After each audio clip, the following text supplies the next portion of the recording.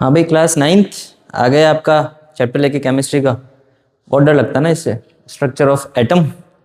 देखो डरने की तो वैसे बात है ही नहीं, आपके साथ हम खड़े हैं, लेकिन थोड़ा बहुत ही है। इससे मेन आपके जो क्वेश्चंस आते हैं वो एक तो रदरफोर्ड हो गया, बोर मॉडल हो गया, प्लस वैलेंसीज क्या होती है, इलेक्ट्रॉनिक कॉन्फ़िगरेशन क्या होता है, सब डिस्कस करेंगे।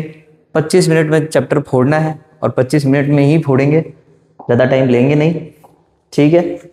चलिए शुरू करते हैं बिना किसी टाइम पास के। एग्ज़ाम चल रहे हैं कई लोगों के, ठीक है जी। चलिए देखिए, शुरुआत करते हैं कुछ हिस्ट्री से। देखो हिस्ट्री क्या कहती है। सबसे पहले डेल्टन एटॉमिक थ्योरी हम ऑलरेडी लास्ट क्लास में पढ़ चुके हैं, लास्ट वीडियो में देख चुके हैं कि डेल्टन एटॉमिक थ्योरी, डेल्टन ने क्या कहा था। डेल्टन ने कहा था कि भाई एटम जो होता है सबसे छोटा पार्टिकल होता है, इंडिविजुअल होता है, लेकिन डेल्टन बहुत सारी चीज़ें नहीं बता पाया था, जैसे आइसोटोप्स, आइसोबार्स क्या होते हैं, ऐसा क्यों है, एक एटम ये सब शो कैसे करता है, एटम्स के अंदर प्रोटॉन्स, इलेक्ट्रॉन्स, न्यूट्रॉन सब होते हैं जिनकी डिस्कवरी आगे हुई, तो ये सब डेल्टन नहीं बता पाया था। बात करें अगर इलेक्ट्रॉन की, तो जे थॉमसन थे जिन्होंने इलेक्ट्रॉन की डिस्कवरी की थी। कैसे की थी अगर कोई आपसे पूछ ले तो there was a cathode ray experiment. Cathode ray tube क्या होती है, कैथोड रे का यूज़ किया था, क्या ट्यूब का यूज़ किया था, उसमें उन्होंने पार्टिकल्स को बम्बार्ड किया। जब पार्टिकल्स बम्बार्ड हुए तो वो वापस रिपीट हो गए, तो उन्होंने कहा था कि अच्छा तो मतलब यहाँ से वो रिपीट हो रहे, तो मतलब एटम्स के अंदर क्या होता है, नेगेटिव चार्ज भी होता है। और इस तरह से उन्होंने इलेक्ट्रॉन्स के बारे में बताया था। क्या क्या बताया था, देखो इलेक्ट्रॉन का चार्ज होता है that is -1.6 into 10 to the power -19, -1.6 into 10 to the power -19, ठीक है। जो मास होता है इलेक्ट्रॉन का, मास बहुत कम होता है, it is 9.1 into 10 to the power -31 kg, इसलिए हम इसको नेग्लेक्ट भी कर सकते हैं। इलेक्ट्रॉन्स बहुत छोटे होते हैं तो इनका जो मास होता है वो बहुत नेग्लिजिबल होता है। देखो मेंशन्ड है वेरी नेग्लिजिबल, ठीक है। तो प्रोटॉन के बारे में ये गोल्डस्टीन ने बताया था। ये गोल्डस्टीन ने एनोड रे एक्सपेरिमेंट किया था। यहाँ कैथोड रे एक्सपेरिमेंट हुआ, यहाँ एनोड रे एक्सपेरिमेंट हुआ। उन्होंने क्या कहा, एनोड रे एक्सपेरिमेंट जब किया तो जो प्रोटॉन्स चार्ज थे, तो उन्होंने ये बताया कि एक पॉजिटिव चार्ज भी होता है जिसको उन्होंने क्या नाम दिया, प्रोटॉन्स। जो नेगेटिव थे उनको इलेक्ट्रॉन्स, पॉजिटिव थे प्रोटॉन्स।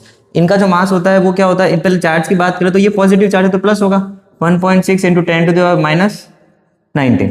जैसे इलेक्ट्रॉन का था चार्ज वो का वो इनका है, लेकिन इनका माइनस होता है, इनका प्लस होता है, प्लस। लेकिन इनकी मास की अगर बात करें तो उनका मास था 1.6 इंटू 10 टू द -27 kg। देखो ये भी कम है, मैं ये नहीं कह रहा कि ये कोई बहुत ज्यादा है, ये भी कम है, बट इलेक्ट्रॉन के कंपेयर में तो बहुत ज्यादा है। तो इसीलिए हम इलेक्ट्रॉन के मास को नेग्लेक्ट कर सकते हैं, पर इसको नहीं करते हम, ठीक है। नेक्स्ट बात करते हैं न्यूट्रॉन्स की। जेम्स चैडविक जो थे उन्होंने न्यूट्रॉन्स की डिस्कवरी की थी। उन्होंने बताया था कि जो न्यूट्रॉन्स होते हैं उनमें कोई चार्ज नहीं होता, वो न्यूट्रल होते हैं, प्लस उनकी अगर हम चार्ज की बात करें तो वो जीरो, और मास की बात करें तो वो होता है 1.6 इंटू 10 टू द पावर -27, जो कि किसका होता है, सेम टू सेम प्रोटॉन्स का। तो प्रोटॉन्स का मास, न्यूट्रॉन्स का मास सेम है। प्रोटॉन्स पे पॉजिटिव चार्ज, न्यूट्रॉन पे कोई चार्ज नहीं है। किसने बताया था, जेम्स चैडविक ने। और इनका जो मास होता है, मतलब जो न्यूट्रॉन का मास होता है वो प्रोटॉन के मास के क्या होता है, बराबर होता है। बहुत सिंपल सा है, एमसीक्यू क्वेश्चन पूछ सकते हैं, ध्यान रखना। देखो नेक्स्ट क्या कह रहा है। नेक्स्ट अगर बात करें तो आपके यही है कि इलेक्ट्रॉन की डिस्कवरी कैथोड रे से हुई, प्रोटॉन की एनोड रे एक्सपेरिमेंट हुआ, और न्यूट्रॉन का किससे हुआ, उन्होंने बेरिलियम के थ्रू अल्फा पार्टिकल्स वगैरह करे थे। ये हमारे कोर्स में नहीं है, हमें बस ये याद रखना है कि उनके ऑब्जर्वेशंस क्या थे। तो कैथोड रे जे थॉमसन ने बताया कि इलेक्ट्रॉन्स, आपके गोल्डस्टीन ने बताया प्रोटॉन्स, और आपके जेम्स चैडविक ने बताया न्यूट्रॉन्स, ठीक है जी। नेक्स्ट देखो, अब आता है मेन इंपॉर्टेंट जो हमारे एग्जाम परस्पेक्टिव से जो इंपॉर्टेंट है। एक थॉमसन भाई साहब थे जिनका नाम था जे थॉमसन। इन्होंने क्या दिया था, इन्होंने एक प्लम पुडिंग मॉडल दिया था। प्लम पुडिंग मॉडल क्या कह रहा है, जैसे आपने वाटरमेलन देखा हो तो वाटरमेलन के अंदर कैसे, जैसे अगर आपका वाटरमेलन है तो उसके अंदर कैसे छोटे छोटे सीड्स होते हैं, तो ऐसा लगता है ना कि वो छोटे छोटे सीड उस वाटरमेलन में जो खाना जो एडिबल पार्ट है उसके अंदर इम्बेड हुए, उसके अंदर घुसे हुए। वैसे ही इन्होंने कहा था कि एक जो एटम होता है उसके अंदर जो इलेक्ट्रॉन्स होते हैं वो इस तरह से उस वाटरमेलन के सीड्स की तरह जो होता है ऐसे घुसे होते हैं, और जो बाकी पूरा का पूरा जो है पार्ट वो क्या होता है, पॉजिटिव पार्ट होता है। ये बताया था किसने, जे थॉमसन ने, जे थॉमसन ने। And that was the plum pudding model जो इन्होंने दिया था। लेकिन ये मॉडल फेल हो गया। क्यों हो गया, बिकॉज इनके बाद में आए भाई साहब कौन, रदरफोर्ड। इन्होंने एक बहुत तगड़ा एक्सपेरिमेंट किया। क्या किया, देखो इन्होंने एक गोल्ड फॉइल ली। क्वेश्चन आता है सबसे पहला मन में कि गोल्ड फॉइल ही क्यों ली, तो बेटा आपको पता होगा गोल्ड जो होती है दैट इज मेलिएबल। आप गोल्ड को मार मार के पतली पतली शीट्स में कन्वर्ट कर सकते हो, तो इसीलिए हमने गोल्ड को यूज किया। यहां से हमने अल्फा पार्टिकल्स रिलीज किए। अल्फा पार्टिकल्स क्या होते हैं, अल्फा पार्टिकल्स मतलब हीलियम +2 चार्ज, मतलब हीलियम जब 2+ चार्ज में फॉर्म में होता है तो उसको अल्फा पार्टिकल कहते हैं। उन्होंने जब अल्फा पार्टिकल इस गोल्ड फॉइल पर रिलीज किए तो देखो बहुत खतरनाक चीज हुई। क्या हुआ, कुछ पार्टिकल जो थे वो सेंटर से टकरा के वापस चले गए, सेंटर से टकरा के वापस चले गए। कुछ जो थे वो डिफ्लेक्ट हो गए, ऐसे ऊपर और नीचे चले गए। कुछ जो थे वो एकदम ऐसे सीधे सीधे भी चले गए। तो उन्होंने कहा कि ऐसे 3 अलग अलग तरह की ऑब्जर्वेशन कैसे हुई, कुछ वापस चले गए, कुछ ऐसे डिफ्लेक्ट हो गए ऊपर नीचे, और कुछ सेंटर से चले, मतलब कुछ जो थे वो सीधे सीधे चले गए। तो ऐसा कैसे? तो यहां से कुछ ऑब्जर्वेशन मिली हमें। क्या क्या मिली? सबसे पहली कंक्लूजन क्या निकली कि जो एटम होता है वो मोस्टली क्या होता है, एम्प्टी स्पेस। मोस्टली इस एटम का जो स्पेस है वो क्या है, खाली है, एम्प्टी है। एम्प्टी था इसीलिए वो जो आपके अल्फा पार्टिकल से वो सीधे सीधे चले गए। नेक्स्ट क्या आया, positive charge is in small dense nucleus, मतलब इसके सेंटर में जो था वो क्या था, न्यूक्लियस था, और उसके अंदर क्या है, पॉजिटिव चार्ज, मतलब आपके प्रोटॉन्स। पॉजिटिव चार्ज था, तभी तो जब मैंने यहां से पॉजिटिव फेंका, जब पॉजिटिव पास गए तो इसने इसको क्या कर दिया, वापस से रिपेल कर दिया। तो उसने कहा कि इसके सेंटर में न्यूक्लियस है और उस न्यूक्लियस के अंदर सारा का सारा क्या है, पॉजिटिव चार्ज है। नेक्स्ट उसने क्या कहा, electrons revolves around the nucleus. Electron जो है वो इस न्यूक्लियस, मतलब अगर ये आपका सेंटर में न्यूक्लियस, इसके अंदर बहुत सारे पॉजिटिव चार्ज, और इसके अराउंड इलेक्ट्रॉन जो है वो रिवॉल्व कर रहे हैं, जैसे कि प्लेनेट रिवॉल्व करते हैं वैसे इलेक्ट्रॉन इसके अराउंड रिवॉल्व कर रहे हैं। तो जब अल्फा पार्टिकल्स आए होंगे तो जो सेंटर में आए वो तो वापस चले गए, जो ऊपर गए तो वो इनकी वजह से डिफ्लेक्ट हो गए, इनकी तरफ अट्रैक्ट हो गए, और जो बाकी खाली पार्ट था वहां से वो सीधे सीधे चले गए। तो ये उन्होंने रदरफोर्ड ने बताया था, लेकिन वो ये नहीं बता पाए कि इलेक्ट्रॉन स्टेबिलिटी। अब ये क्या है, ध्यान से सुनना। उन्होंने कहा कि न्यूक्लियस सेंटर में इलेक्ट्रॉन उसके अराउंड क्या कर रहा है, रिवॉल्व कर रहा है। तो अगर इलेक्ट्रॉन उसके अराउंड रिवॉल्व कर रहा है, तो जैसे कि अर्थ के अराउंड सैटेलाइट रिवॉल्व करती है, तो ना एक दिन with the time in electrons की एनर्जी रिड्यूस होगी और वो कभी ना कभी आके क्या हो जाएंगे, इस न्यूक्लियस के अंदर आके गिर जाएंगे। तो इस चीज का वो जवाब नहीं दे पाए, बिकॉज अर्थ के अराउंड जो सैटेलाइट घूमती है तो बेटा वो भी कभी ना कभी तो आके अर्थ के ऊपर गिरेगी ना। विद द टाइम वो धीरे धीरे अर्थ के पास आती जाती है और कुछ सालों में यहाँ आके गिर जाएगी। कोई सैटेलाइट अमर थोड़ी है, वो कभी ना कभी किसी ना, भले वो कह रहा हूँ 15 साल बाद, 20 साल बाद, 30 साल बाद आके गिरे, पर गिरेगी तो सही। तो वैसे ही उन्होंने कहा था कि इलेक्ट्रॉन्स भी अपनी एनर्जी लूज करते करते करते न्यूक्लियस में आके गिर जाएंगे। तो ये स्टेबल कैसे हुआ, इस चीज का वो जवाब नहीं दे पाए। तो इसके लिए हमारे पास कौन आया, इनके लिए हमारे पास आए एक बहुत ही खतरनाक साइंटिस्ट जिनका नाम था नील बोर। नील्स बोर ने क्या कहा, उन्होंने कहा कि इलेक्ट्रॉन जो रिवॉल्व कर रहे हैं, उन्होंने क्या कहा, उन्होंने ये कहा कि जो इलेक्ट्रॉन्स रिवॉल्व कर रहे हैं वो अपनी फिक्स्ड और स्टेबल सर्कुलर पाथ में रिवॉल्व करते हैं। मतलब ये आपका न्यूक्लियस, ये इलेक्ट्रॉन्स रिवॉल्व कर रहे हैं, इलेक्ट्रॉन अपने फिक्स पाथ में रिवॉल्व करेंगे, वो एनर्जी मतलब रिड्यूस नहीं करेंगे, वो स्टेबल फॉर्म में रहेंगे और वो अपने इसी पाथ में क्या करते रहेंगे, रिवॉल्व करते रहेंगे। तो वो कभी भी इस न्यूक्लियस में आके नहीं गिरेंगे। ये उन्होंने किसने कहा, नील बोर ने कहा। उन्होंने और क्या कहा, each shell has their fixed and definite amount of energy. हर शेल के पास, मतलब ये के शेल जो सबसे पहली होती है, फिर एल, फिर एम और एन, उन्होंने कहा कि हर शेल के पास में अपनी फिक्स एनर्जी है। इलेक्ट्रॉन उसी डिस्क्रीट ऑर्बिट में घूमता रहेगा, वो अपनी एनर्जी लूज नहीं करेगा, इसीलिए वो क्या रहेगा, स्टेबल रहेगा। और उन्होंने फिर रदरफोर्ड का जो लिमिटेशन था और उन्होंने उसको क्या कर दिया, समझाया। तो अगर आपसे कोई पूछ ले कि बोर के पोस्टुलेट्स क्या है, तो ये सारे पोस्टुलेट्स से पहला क्या है, उन्होंने शेल्स और ऑर्बिट्स के बारे में बताया। दूसरा उन्होंने कहा कि हर शेल की अपनी खुद की एनर्जी लेवल है। तीसरा उन्होंने कहा बहुत इंपॉर्टेंट कि जो इलेक्ट्रॉन्स होते हैं वो अपनी एनर्जी लूज नहीं करते हैं। क्यों नहीं करते, बिकॉज इलेक्ट्रॉन एक फिक्स पाथ में रिवॉल्व कर रहा है और इसी में रिवॉल्व करता रहेगा। वो कभी ऐसा नहीं है कि यहाँ वाला इलेक्ट्रॉन घूमता घूमता यहाँ आया, फिर यहाँ आया, फिर यहाँ आया और अल्टीमेटली न्यूट्रॉन में आके गिर गया, ऐसा नहीं होगा। न्यूक्लियस में आके गिर गया, ऐसा नहीं होता। ठीक है, तो ये जो चीजें थी ये आपके बोर जी ने समझाई और अल्टीमेटली फिर हमें पता पड़ा कि सेंटर में न्यूक्लियस और इसके अराउंड इलेक्ट्रॉन्स क्या करते हैं, रिवॉल्व करते हैं। सेंटर के न्यूक्लियस के अंदर कौन होता है, प्रोटॉन्स, और इलेक्ट्रॉन्स प्रोटॉन्स के अराउंड क्या कर रहे हैं, रिवॉल्व कर रहे हैं। ठीक है जी, चलिए नेक्स्ट देखते हैं। अच्छा हाँ, ये एक चीज और सुन लेना, इन्होंने शेल्स के बारे में बताया। जो सबसे फर्स्ट शेल होती है न्यूक्लियस के पास में वो होती है के शेल, उसके बाद में एल, फिर एम और फिर एन। ऐसे उन्होंने शेल्स के बारे में बताया था, किसने, बोर ने बताया था। ठीक है, नेक्स्ट देखो, नेक्स्ट क्या है, देखो अब ये क्या है, 2n रूल। 2n रूल कुछ भी नहीं है। जैसे एग्जांपल हम पहले शेल की बात करते तो n की वैल्यू 1 हो गई, तो 2 × 1 का स्क्वायर कितना हो जाएगा, 2। तो मतलब पहले वाले शेल में कितने इलेक्ट्रॉन्स आएंगे, 2 इलेक्ट्रॉन्स आएंगे। अब सेकंड शेल की बात करो तो यहाँ पे 2 रखो तो कितना हो गया 2 का स्क्वायर, इतनी तो मैक्स आती होगी ना, 2 का स्क्वायर 4 इंटू 2 दैट इज 8। तो मतलब सेकंड जो शेल होगी उसमें 8 इलेक्ट्रॉन्स आएंगे। एंड वाइस वर्स आगे कंटिन्यू कर लो, 3 का स्क्वायर कर लो, फिर 4 का स्क्वायर कर लो, और आप यहां से बता सकते हो कि किस शेल में कितने इलेक्ट्रॉन्स आएंगे। फर्स्ट इसके L M N और आगे ऐसे कंटिन्यू हो जाती है। नेक्स्ट कुछ एग्जांपल देख लो, जैसे कि एटॉमिक हम बात करते हैं सोडियम की। सोडियम का एटॉमिक नंबर हम सबको पता है 11, लास्ट चैप्टर में हम ऑलरेडी पढ़ चुके हैं। अभी तक अगर 1 से 20 याद नहीं किए तो प्लीज कर लेना, और मेरी मानो तो 1 से 30 कर लेना, ठीक है। अब जब 11 होते हैं तो देखो एक बात करते हैं, ये न्यूक्लियस के अराउंड पहली शेल, कौन सी शेल, के शेल, कितने इलेक्ट्रॉन्स आएंगे, अभी हमने निकाले थे 2। उसके बाद में दूसरी शेल, कौन सी शेल, एल शेल, कितने इलेक्ट्रॉन्स आएंगे 8, 1 2 3 4 5 6 7 8। अब एक बात बताओ, 2 और 8 कितने हो गए 10, कितने थे टोटल 11। तो हमें एक और डालना है, तो हम अगली शेल का यूज करेंगे दैट इज M, और यहाँ पे हम क्या डाल देंगे, 1 इलेक्ट्रॉन डाल देंगे। अब हमने लास्ट चैप्टर में सीखा था कि Na के ऊपर प्लस चार्ज आता है, तो प्लस क्यों आता है पता पड़ा, बिकॉज देखो इसके आउटर मोस्ट शेल में 1 इलेक्ट्रॉन फ्री बैठा है, और ये इलेक्ट्रॉन जाके किसी और के साथ क्या बना लेगा, बॉन्डिंग बना लेगा, ये भी स्टेबल हो जाएगा, और अगला जिसको इलेक्ट्रॉन दे रहा है वो भी क्या हो जाएगा, स्टेबल हो जाएगा। इसीलिए ये लोग इलेक्ट्रॉन को क्या करते हैं, शेयरिंग करते हैं, ठीक है जी। और कुछ एग्जाम्पल देखना, जैसे देख लो यहाँ पे देखो, जैसे ये रहा फॉस्फोरस को देख लो, एटॉमिक नंबर 15, तो 2 फिर 8 कितने हो गए 10, और फिर बच गए 5। तो फर्स्ट सेल में के शेल में 2 फिर 8 और फिर 5, सिंपल, ठीक है। नेक्स्ट देखो क्या कह रहा है,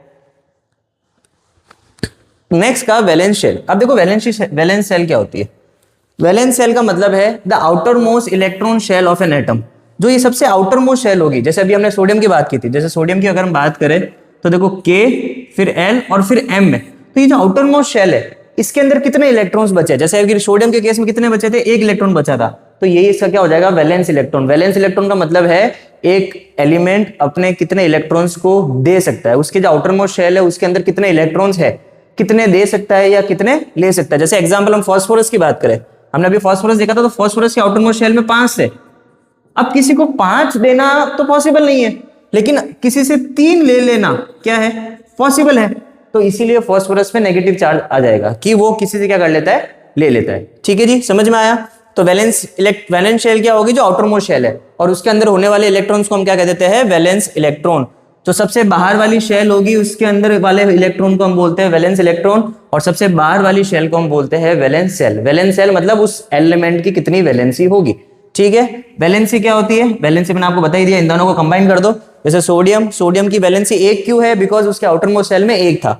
ऑक्सीजन उसकी वैलेंसी 2 क्यों है, बिकॉज उसके आउटर मोस्ट शेल में 2 है। अरे नहीं, उसके आउटर मोस्ट शेल में 6 लोग बैठे हैं, ऑक्सीजन के आउटर मोस्ट शेल में 6 लोग बैठे हैं। अब एक बात बताओ, 6 को देना या 2 को ले लेना, दोनों में से क्या इजी है, 2 को ले लेना। इसीलिए ऑक्सीजन जो होता है उस पर -2 चार्ज, बिकॉज वो क्या कर लेता है, इलेक्ट्रॉन्स गेन कर लेता है, ले लेता है, या फिर किसी से शेयरिंग कर लेता है। ये सब आप बड़ी क्लासेस में पढ़ना, शेयरिंग वेयरिंग कैसे होती है, लेकिन अभी आप सिर्फ लूज और गेन का ध्यान रखो। आउटर मोस्ट शेल में अगर 1 2 3 होते हैं तो वो लोग दे देते हैं, अगर 5 6 7 होते हैं तो वो लोग ले लेते हैं। अगर किसी के आउटर मोस्ट शेल में 5 6 या 7 होंगे तो ये 5 वाला 3 ले लेगा, 6 वाला 2 ले लेगा, 7 वाला 1 ले लेगा। अगर किसी के वैलेंस शेल में 1 2 3 होगा तो ये 1 दे देगा, ये 2 दे देगा और ये 3 दे देगा। समझ में आई, ठीक है। नेक्स्ट देखो, नेक्स्ट क्या कहता है, next is the octet rule. देखो ऑक्टेट रूल क्या है, ऑक्टेट रूल का मतलब वही है, अभी मैंने आपको ऐसे बताया था, सबको अपनी स्टेबिलिटी मेंटेन करनी। जैसे आपने लास्ट चैप्टर में हमने पढ़ा था नोबल गैसेस के बारे में। नोबल गैसेस क्या होती है, अगर आप नोबल गैसेस की बात, जैसे अगर हम हीलियम की बात करते हैं, ये न्यूक्लियस, हीलियम के अंदर 2 होते हैं, तो अगर हमने यहाँ पे 1 और 2, कुछ बचा क्या, नहीं बचा, आउटर मोस्ट शेल पूरी हो गई। तो ऐसे एलिमेंट जिनके आउटर मोस्ट शेल, उनका वैलेंस शेल पूरा है, फिक्स है, तो उनको हम कहते हैं नोबल गैसेस, ऑक्टेट, जो कि, और हर हर एलिमेंट इन नोबल गैसेस जैसा बनना चाहता है। जैसे एग्जांपल हम बात करें ऑक्सीजन की, ऑक्सीजन में हमने अभी कहा था 6 बाहर है, 2 वो और ले लेगा, तो 2 लेते ही क्या कितने हो जाएंगे, 8, उसकी वैलेंसी पूरी हो जाएगी, और वैलेंसी पूरी होते ही वो किसके जैसा बन जाएगा, नोबल गैस जैसा, मतलब स्टेबल बन जाएगा। तो सारा एलिमेंट स्टेबल बनना चाहते हैं, और इस एलिमेंट स्टेबल बन के क्या करेंगे, इस ऑक्टेट रूल को क्या करेंगे, फॉलो करेंगे, ठीक है। या तो वो इलेक्ट्रॉन लूज करके कर सकते हैं, गेन करके कर सकते हैं, या फिर क्या कर सकते हैं, शेयर। जैसे एग्जांपल हम Cl2 की बात करते हैं, तो Cl2 में क्या है, Cl2 कैसे बना, दोनों Cl ने अपना जो एक इलेक्ट्रॉन की कमी पड़ रही थी तो उन्होंने उसकी क्या कर ली, शेयरिंग कर ली। तो शेयरिंग भी होती है, गेनिंग भी होती है, प्लस लूजिंग भी होती है। लूज कौन करेगा, जिनके बाहर 1 2 3 है। गेन कौन करेगा, जिसके बाहर क्या है 5 6 7। अब तो बहुत इजीली समझ में आ गया होगा। नेक्स्ट देखो, अब ये आपके चैप्टर का सबसे इंपॉर्टेंट पार्ट जिससे क्वेश्चन 100% आता है कि भाई एटॉमिक नंबर और मास नंबर क्या होता है। देखो ये याद रखो, एटॉमिक नंबर कुछ भी नहीं है। जैसे एग्जांपल हमने पढ़ा था hydrogen, helium, lithium, beryllium, boron, carbon, nitrogen, oxygen, fluorine, neon. तो हीलियम कितने पे आ रहा है, 2 पे। जैसे ऑक्सीजन की बात करें कितने पे आ रहा है सर, 1 2 3 4 5 6 7 8 पे। नियॉन की बात करें कितने पे आ रहा है सर, 10 पे आ रहा है। सोडियम की बात करें कितने पे आ रहा है सर, 11 पे आ रहा है। तो ये जो नंबर आप बता रहे हो ना कि सोडियम कितने पे आ रहा है, नियॉन कितने पे आ रहा है, ऑक्सीजन कितने पे आ रहा है, यही इनके क्या है, एटॉमिक नंबर।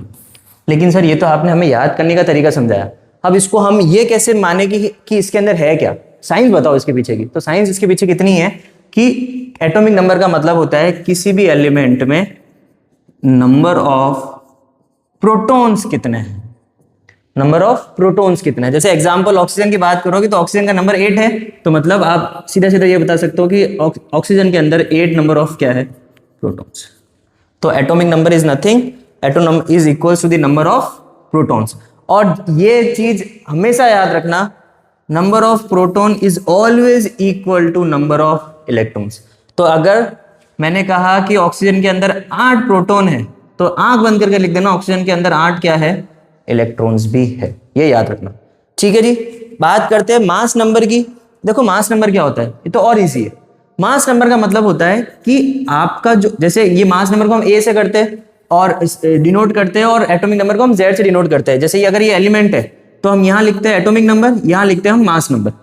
ठीक है, तो जेड आगे नीचे, ए आगे ऊपर। अब मास नंबर क्या कहता है, मास नंबर तो उससे भी इजी है। मास नंबर कहता है कि जितने नंबर ऑफ प्रोटॉन्स हो उसको नंबर ऑफ न्यूट्रॉन से ऐड कर दो, तो उससे क्या निकल जाएगा, मास नंबर। जैसे एग्जांपल हम बात करते हैं किसी की भी, जैसे आप बात करो Cl की, Cl का 17 और ऊपर आ गया 35, तो ये 17 जो है इसका क्या हो गया, एटॉमिक नंबर। और ये 35 मास नंबर क्यों आया सर, बिकॉज जितने प्रोटॉन थे उतने के उतने न्यूट्रॉन थे, तो 17 + 17। लेकिन हमें पता है कि ये Cl जो है उसका, इसके आइसोटोप्स होते हैं। ये 34 Cl जो है वो 34 में भी आएगा, Cl 35 में भी आएगा। तो अगर 35 के केस की बात करोगे तो इसमें न्यूट्रॉन, देखो ये याद रखना, अभी हम जो आइसोटोप्स पढ़ेंगे तब इसको वापस समझाऊंगा, लेकिन ये याद रखना, अगर जैसे मैंने कहा 34 है तो यहाँ पे तो क्या हो जाता है 17 + 17, पर यहाँ पे तो 35 है सर। तो क्या प्रोटॉन का नंबर बढ़ गया, नहीं, नंबर हमेशा किसका बढ़ता है, न्यूट्रॉन्स का, क्योंकि न्यूट्रॉन्स पे कोई चार्ज नहीं है। अगर प्रोटॉन्स बढ़ते, जैसे देखो अगर प्रोटॉन्स बढ़ते तो इलेक्ट्रॉन्स अगर कम होते तो भाई साहब उस एलिमेंट में अनस्टेबिलिटी आ जाती, लेकिन नंबर ऑफ न्यूट्रॉन्स बढ़ेंगे तो उससे कोई फर्क नहीं पड़ेगा, बिकॉज उनके ऊपर कोई चार्ज नहीं है, दे आर न्यूट्रल। तो इसीलिए यहाँ पे हो जाएगा 17 + 18, तो इससे आंसर क्या बन जाएगा आपका 35। This is your mass number. Exam में क्वेश्चन कैसे आते हैं, आपको एटॉमिक नंबर दे रखा है, मास नंबर निकालो, मास नंबर दे रखा है, प्रोटॉन का नंबर निकालो, तो निकाल सकते हो। आपको मान लो एग्जाम्पल दिया हुआ है कि किसी एक्स एलिमेंट का मास नंबर दे रखा है 35, एग्जाम्पल दे रहा हूँ, उसने कहा कि नंबर ऑफ इलेक्ट्रॉन इसके अंदर है 17, हमें बताओ नंबर ऑफ न्यूट्रॉन्स, क्या करोगे सर, फॉर्मूला लगाएंगे, केमिस्ट्री में भी फॉर्मूले लगाएंगे, क्या लगाएंगे सर, देखो atomic number is equals to protons plus neutron, जितने इलेक्ट्रॉन है उतने ही क्या हो जाएंगे, प्रोटॉन हो जाएंगे सर। तो सर ये 35 है, प्रोटॉन आपके 17 है, और हमें न्यूट्रॉन निकालना है, माइनस कर देना, न्यूट्रॉन आ जाएंगे सर, ये तो बच्चे करते हैं। ठीक है जी, ठीक है, तो इजीली मास नंबर निकाल लोगे। अब ये तो बच्चों वाले सवाल है, A is equals to Z + N, तीनों में से कुछ भी पूछ ले पता होगा, बस एक चीज याद रखना हमेशा कि proton is always equals two electron. इससे आपको कई बार क्वेश्चन हो जाएंगे, बिकॉज कई बार इलेक्ट्रॉन दे रखा होगा, आपको प्रोटॉन ढूंढने को कहेंगे, तो हम आराम से कर लेंगे, बिकॉज हमें बच्चों वाली चीजें पता है कि प्रोटॉन हमेशा इलेक्ट्रॉन के बराबर होता है। ठीक है, चलो नेक्स्ट हमारा लास्ट टॉपिक इस चैप्टर का, that is isotopes and isobars. इसमें कई बच्चे फंस जाते हैं, लेकिन हम नहीं फंसेंगे, बिकॉज हमें पढ़ा कौन रहे, संदीप सर पढ़ा रहे। तो देखो क्या कहता है, आइसोटोप्स का मतलब होता है जब आपके एटॉमिक नंबर क्या हो, same. When atomic number is same, that is known as isotopes. लेकिन जब मास नंबर, आपका जो मास नंबर सेम हो जाए, तब उसको क्या कहते हैं, आइसोबार। कैसे, एग्जाम्पल से सुनो। अगर हम बात करें, आप बात करो हाइड्रोजन की, तो हाइड्रोजन में हाइड्रोजन 1 और हाइड्रोजन 1। सर ये क्या लिख दिया, अरे ये लिख दिया कि तीनों केस में हाइड्रोजन के अंदर प्रोटॉन क्या है, 1 है। लेकिन अगर आप इनके मास नंबर की बात करो तो वो होता है 1 2 3, बिकॉज हाइड्रोजन जो है वो प्रोटियम, ड्यूटेरियम और ट्राइटियम तीनों बनाता है। प्रोटियम, ड्यूटेरियम और ट्राइटियम तीनों बनाता है। तो अब आप इन तीनों चीजों में कॉमन क्या देख रहे हो, कॉमन ये देख रहे हैं सर, देखो इसमें भी 1 है इसका मास नंबर, एटॉमिक नंबर, यहाँ पे भी 1 है और यहाँ पे भी 1 है। एक और एग्जांपल सुनो, अभी मैंने आपको दिया था Cl17 या 35 या 34। एक बात बताओ, एटॉमिक नंबर सेम है, मास नंबर क्या है, अलग। तो जब एटॉमिक नंबर सेम हो, मास नंबर अलग हो, उसको हम कहते हैं आइसोटोप्स, ठीक है। लेकिन जब एटॉमिक नंबर चेंज हो जाए, मास नंबर सेम हो जाए, कैसे, तो देखो एक एग्जांपल आप बात करते हैं हम, अगर आप बात करते हो कैल्शियम और आर्गन की, अगर हम बात करें कैल्शियम और आर्गन की, कैल्शियम का एटॉमिक नंबर कितना, 20, आर्गन का कितना सर 18। तो सर 18 और 20 एटॉमिक नंबर तो अलग अलग है, पर अगर मैं इनके मास नंबर लिखूं बेटा तो वो आते हैं 40। तो सर अगर atomic number different, mass number same, वो क्या कहलाता है, आइसोबार्स। वापस रिपीट करते हैं, व्हेन एटॉमिक नंबर, ये तो छोड़ो, when atomic number is what, same, मतलब नंबर ऑफ प्रोटॉन्स क्या हो, सेम हो। लेकिन जब मास नंबर सेम हो तब वो क्या हो जाएगा, आइसोबार्स। जब एटॉमिक नंबर सेम हो तो वो क्या हो जाएगा, आइसोटोप्स। एग्जांपल आप हाइड्रोजन का याद रख सकते हो, आप क्लोरीन का याद रख सकते हो, आप कार्बन का याद रख सकते हो, और इसमें आप कैल्शियम, आर्गन ये याद रख सकते हो। तो I think this was your chapter. एक बार समरी देख लेते हैं इस चैप्टर की फटाफट, क्या क्या पढ़ा हमने। देखो शॉर्ट में हमने इस चैप्टर में पढ़ा सबसे पहला कि एटम्स के अंदर क्या क्या होता है। एटम्स के अंदर होते हैं प्रोटॉन्स, इलेक्ट्रॉन्स और न्यूट्रॉन्स। प्रोटॉन्स सबसे कम मास होता है, नेगेटिव चार्ज, इलेक्ट्रॉन्स का मास कम होता है, नेगेटिव चार्ज होते हैं, प्रोटॉन्स पॉजिटिव चार्ज होते हैं और न्यूट्रॉन पे कोई चार्ज नहीं होता है, ठीक है। और न्यूट्रॉन और प्रोटॉन का मास क्या होता है, सेम। प्रोटॉन और न्यूट्रॉन का मास क्या होता है, सेम होता है, सॉरी। उसके बाद में उन्होंने कहा कि न्यूक्लियस के अंदर क्या होते हैं, प्रोटॉन्स होते हैं और न्यूट्रॉन्स होते हैं। इस न्यूक्लियस के अंदर प्रोटॉन्स और न्यूट्रॉन्स होते हैं, प्लस इसके अराउंड कौन रिवॉल्व करता है, इलेक्ट्रॉन रिवॉल्व करते हैं। उसके बाद में थॉमसन, बोहर और रदरफोर्ड के मॉडल याद रखना, क्वेश्चन आ सकता है एग्जाम में कि बोहर के पोस्टुलेट्स बताओ, रदरफोर्ड के कंक्लूजन्स बताओ, या रदरफोर्ड ने क्या कंक्लूड किया था वो बताओ। तो लिमिटेशंस भी पूछ सकते, तो हमें पता होनी चाहिए। 2n रूल मैंने आपको बता दिया, नंबर ऑफ शेल लिखो और काम कर लो, जैसे कि 2 है, 3 है, 4 है, क्या है वो लिखो, आंसर निकाल लो। उसके बाद हमने ऑक्टेट रूल बता दिया। वैलेंसी क्या होती है, आउटर मोस्ट शेल। किसी भी एलिमेंट की आउटर मोस्ट शेल को हम कहते हैं वैलेंसी, और उसके अंदर होने वाले इलेक्ट्रॉन्स को हम कहते हैं वैलेंस इलेक्ट्रॉन्स, ठीक है जी। एटॉमिक नंबर पढ़ा, किससे डिनोट करते हैं, Z से। एक एलिमेंट में हम नीचे लिखते हैं एटॉमिक नंबर, ऊपर लिखते हैं हम मास नंबर, जिसको हम डिनोट करते हैं A से, ठीक है। मास नंबर क्या हो गया, protons plus neutrons. Atomic number क्या हो गया, नंबर ऑफ प्रोटॉन्स, और number of proton is always equals to number of electrons. और लास्ट में हमने पढ़ा आइसोटोप्स, जब एटॉमिक नंबर सेम हो, और आइसोबार्स जब मास नंबर सेम हो, ठीक है। चलिए, thank you so much, this was your chapter. बड़ा इजी सा चैप्टर था, आराम से कर लेना, हो जाएंगे। कुछ क्वेश्चंस हो तो प्लीज आप कमेंट कर देना, क्योंकि अब देखो आई थिंक कई जगहों पे एग्जाम तो हो चुके हैं, किसी स्कूल में बाकी है, तो मैं इतने क्वेश्चंस में नहीं गया, मैंने छोटा सा रिवीजन दे दिया आपको। अब नेक्स्ट जब हम 1 महीने बाद में इनकी वीडियोस बनाना स्टार्ट करेंगे, तब तो हम लोग एक एक टॉपिक को डीपली विद क्वेश्चन आंसर्स करेंगे, ताकि आपके अगर कोई डाउट्स होंगे, कुछ होंगे, जो भी आने वाले बच्चे हैं उनके, तो वो दूर हो जाएंगे, ठीक है। चलिए, थैंक यू सो मच।